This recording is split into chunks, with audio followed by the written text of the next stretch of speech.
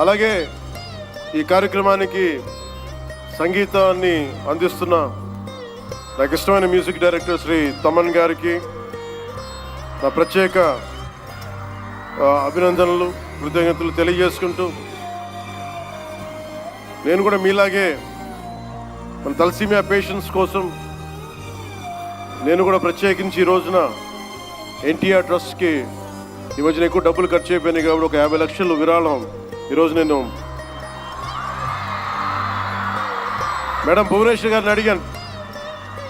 మా వాళ్ళ చేత అడిగిస్తే టికెట్ కొందామంటే 1500 రూపాయలు పెట్టి అక్కర్లేదు, మీరు కొనక్కర్లేదంటే నాకు మీరందరూ డబ్బులతో కొనొచ్చారు, నేను కూడా డబ్బులతో